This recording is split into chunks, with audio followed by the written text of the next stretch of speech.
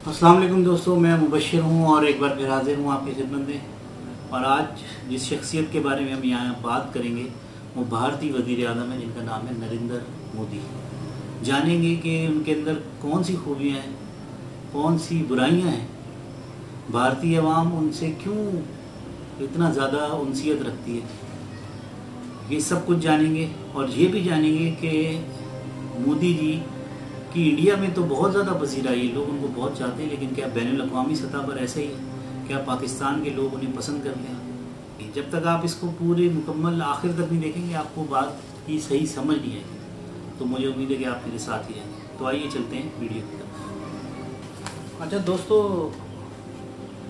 ये आपको मैं बताऊं कि हिंदुओं के अंदर दाढ़ी रखने का रिवाज नहीं है। उनके अगर आप बड़े बड़े पंडित भी देखेंगे तो वो बग़ैर दाढ़ी के होते हैं, लेकिन ये मोदी जी जो हैं इनकी दाढ़ी शुरू से, जब ये अभी गुजरात के वज़ीर आला भी नहीं बने थे तो उससे पहले भी इनकी दाढ़ी मौजूद थी। और एक बहुत पुरानी वीडियो है ग़ालिबन 1990 की, तो श्रीनगर जाकर इन्होंने इंडिया का झंडा लगाने की कोशिश की थी और इसमें ये कामयाब नहीं हुए। उनको अगर आप गौर से देखें, बगौर उनका जायज़ा लें, उनकी जवानी की तस्वीर को भी देखें, वीडियोज़ को देखें, तो ये पता चलेगा।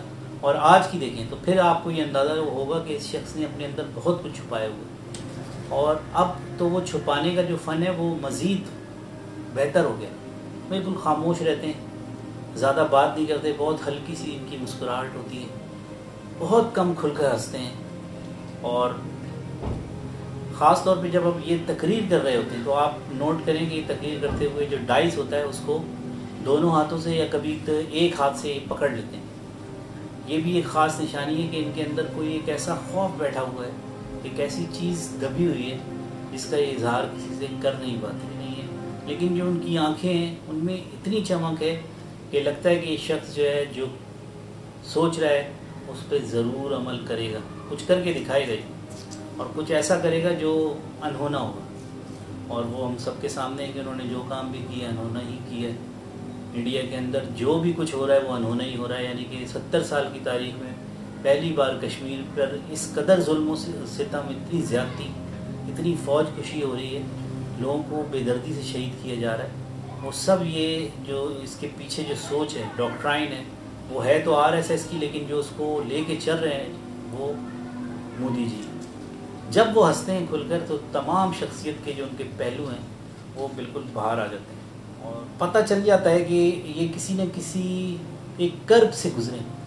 माजी में कोई एक ऐसा कर्ब था जिससे ये गुज़रे हैं और जो आज तक इनके ऊपर हावी है। मे भी उस कर्ब के पीछे कोई मुसलमान रहा होगा जिसकी वजह से वो आज मुसलमानों के इस कदर शदीद दुश्मन है। अल्लाह, मुझे जहाँ तक लगता है उनका सिर्फ मुताल्ला महदूद है मजहबी किताबों तक, और RSS के जो पम्फलेट्स वगैरह जो उनके किताबचे होते होंगे वो उन्होंने पढ़ रखे होंगे। उसके हिसाब से तो बिल्कुल बात सही है कि वो अपनी जो थ्योरी है, जिस नज़रिए के ऊपर खड़े हैं वो वही है जो RSS का है और उसी के हिसाब से वो आगे चल रहे हैं। लेकिन हम उनकी आँखों को और उनकी जब हरकत और सकनात को देखते हैं और उनकी मूव्स को देखते हैं तो हमें ये अंदाज़ा होता है कि ये इनमें सफाकी जो है वो बहुत ज़्यादा कूट कूट कर भरी हुई है। ये अपने किसी मुखालिफ को माफ़ कर देने के कायल नहीं है। ये सारा कुछ जो है वो गुजरात में भी देखा जब ये वहाँ पर वज़ीर आला थे और गुजरात के कसाई के नाम से मशहूर थे। बहुत अरसे तक इन पर अमेरिका जाने की पाबंदी थी, अमेरिका नहीं जा सकते थे। जब तक ये वज़ीर आज़म ऑफ इंडिया नहीं बन गए ये अमेरिका नहीं जा सकते थे, क्योंकि इंसानी हुकूक की इन्होंने बहुत ज़्यादा खिलाफ वर्जियाँ की थी, बहुत ज़्यादा इनके ऊपर केसेस थे। लेकिन माइट इज़ राइट, जब वो वज़ीर आज़म बने तो सारा कुछ ठीक हो गया। ये जो भी अभी काम हुआ है कश्मीर में 35A जो इन्होंने एक लॉ था उसको हटाया, इसके अलावा कश्मीरियों के जो मुख्तलिफ हकूक़ थे जो बैनुल अक़वामी तौर पर तस्लीम शुदा थे उनको ख़त्म किया। ये अब बात यहाँ रुकेगी नहीं, ये आगे जाएगी, ये नागालैंड में जाएगी, ये मणिपुर में जाएगी, ये और रियासतों में जाएगी। अल्टीमेटली फिर एक अजीब सी एक तहरीक जो है वो लोगों में पैदा होगी और लोग फिर इनके ख़िलाफ़ जो है वो होंगे। एक तबका होगा जो इनका सख्त हामी होगा, एक तबका होगा जो इनका शदीद मुखालिफ होगा। और फिर उसके बाद क्या होगा, जब ये सारे सेटलमेंट कर चुके होंगे तो ये मत समझिए कि ये मुकम्मल सुकून अमन आ जाएगा। ये اپنے سیاسی مخالفین کو بھی اسی طرح ختم کر دیں گے. کانگریس پارٹی کا نمبر ہے اگلا، اس کو بھی یہ اسی طرح ختم کر دیں گے، کیونکہ ملک جو ہے وہ سیکولر نہیں رہے گا، ملک اب ایک ہندو اسٹیٹ بنے گا. اور وہ آر ایس ایس کی جو بنیادی جو ان کی تھیوری تھی یا جو سوچ تھی اس کے اوپر کاربند ہے، جس کے مطابق یہی تھا کہ ملک کو ہم نے ہندو اسٹیٹ بنانا ہے.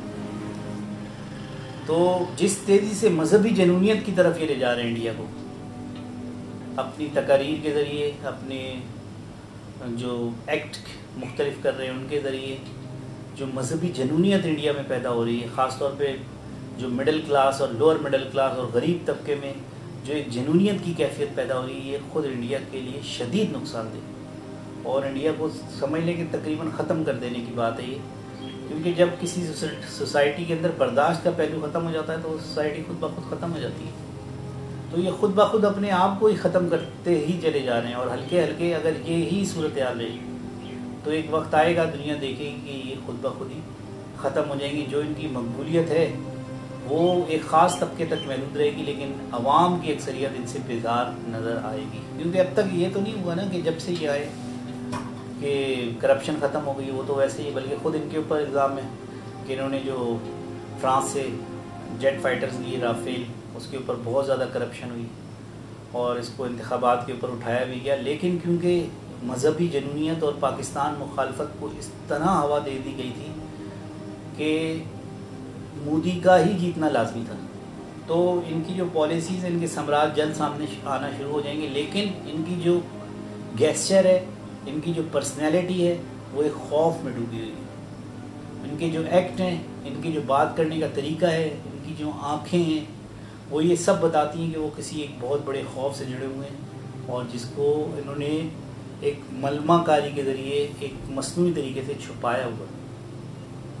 اور ان کی یہ ساری حرکات و سکنات یہ بھی بتاتی ہیں کہ وہ بہت شفاف ہیں، بہت بے رحم ہیں، اپنے مخالفین کو معاف کرنا نہیں جانتے. تو آپ کو امید ہے کہ اس کو پسند کریں گے، اور اگر آپ کو چینل پسند آئے تو سبسکرائب کیجیے گا، ویڈیو کو میری لائک ضرور کیجیے گا.